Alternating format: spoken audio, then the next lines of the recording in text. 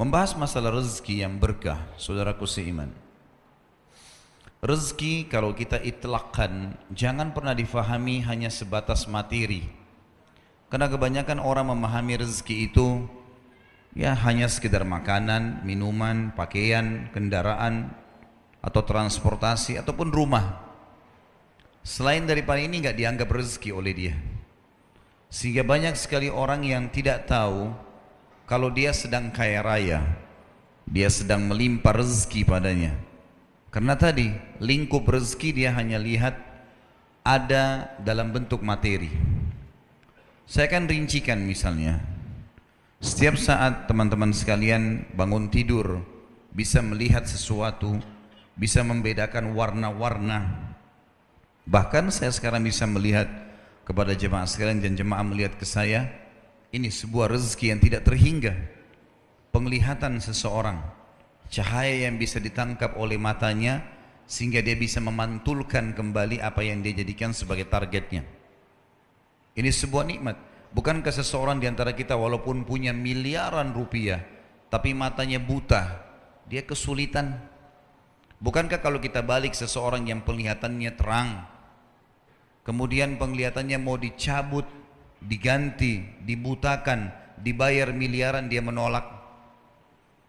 Alhamdulillah kita masih punya mata yang luar biasa. Sudah pernah berpikir belum kalau itu ternyata rezeki yang tidak terhingga? Telinga kita bisa berfungsi.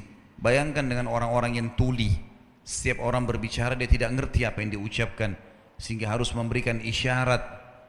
Dengan nikmat yang sangat besar, gendang telinga yang sangat kecil, kita bisa mendengar suara, tahu ini suara yang membahayakan atau suara yang membuatnya nyaman.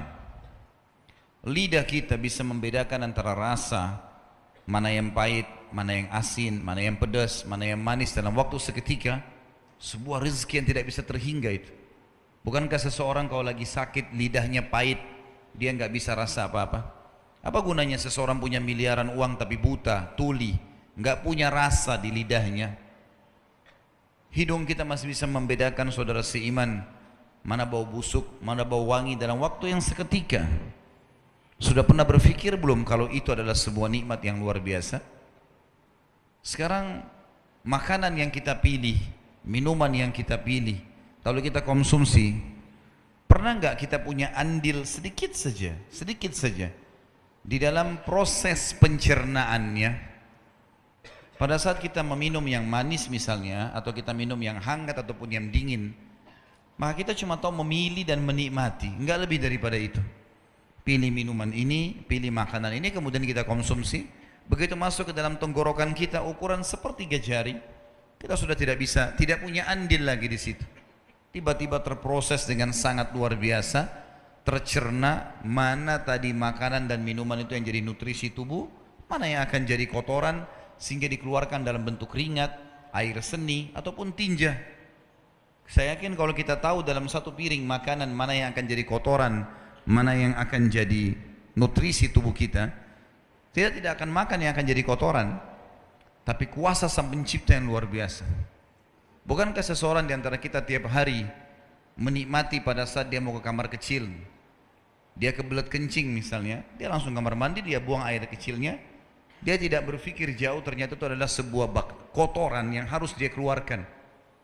Ada orang nggak bisa kencing, kena penyakit kencing batu misalnya, susah mau kencing, teriak-teriak kesakitan. Kita bertahun-tahun menikmati itu semuanya, buang air besar. Ada orang kembung perutnya, nggak bisa keluarin angin, nggak bisa keluarkan kotoran, tapi kita bisa dengan mudahnya. Mungkin dalam satu hari bahkan beberapa kali kita lakukan. Dan sekian banyak hal yang luar biasa. Sehelai rambut saja di kepala kita itu sebuah nikmat yang luar biasa. Sekarang di Amerika, khusus bagi orang-orang yang rambutnya rontok dan tidak bisa tumbuh, itu untuk menanam satu rambut ada biayanya $10.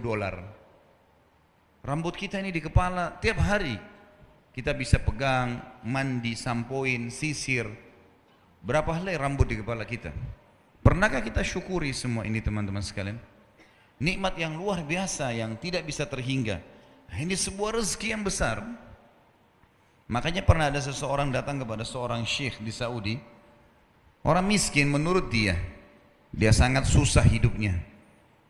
Makan masih minta-minta sama orang. Menurut pandangan dia, rezeki itu hanya materi. Maka dia datang ke majelis, selalu dia mengatakan, Syekh, kalau Syekh ini kalau kita di Indonesia kiai, saya ini orang miskin, minta bantuan. Syekhnya, kalau kita di Indonesia ini kiainya, ingin memberikan pendidikan kepada orang ini. Dia bilang, kamu orang kaya. Dia bilang, saya orang miskin. Syekhnya mengatakan lagi, kamu orang kaya. Dia ulangi lagi, saya orang miskin. Kata syekhnya, kamu orang kaya. Dia bilang, demi Allah saya orang miskin. Kata syekhnya, demi Allah kau orang kaya. Kaget dia.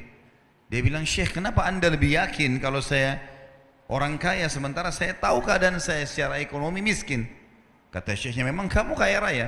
Mau saya hitungkan kekayaan kamu? Dia bilang, iya. Baik, kamu punya berapa jari? Saya punya 10 jari. Mau nggak satu jarimu saya potong? Saya bayar 1 juta real. 2,5 juta, 3,5 miliar. Satu jari kamu saya potong, saya bayar 1 juta real. Mau nggak? Sisa 9 nanti. Oh, saya nggak mau, Syekh. Kamu punya 10 jari, kamu punya 10 juta real. Baik, mau nggak matamu satu saya congkel, saya kasih 1 juta real. Seseorang yang dari kita sini hadir, matanya dicabut satu, dikasih 1 miliar. Tapi matanya nggak ada. Dia bilang, saya nggak mau. Baik, kamu punya 2 juta real. Kupingmu satu dipotong, nggak mau. Apa saja semua nggak mau, ditolak sama dia. Kata Syekh, kau ini orang kaya raya. Tinggal keluar cari makan, itu saja. Bagaimana kamu bisa nilai dirimu miskin? Ini sekaligus jawaban.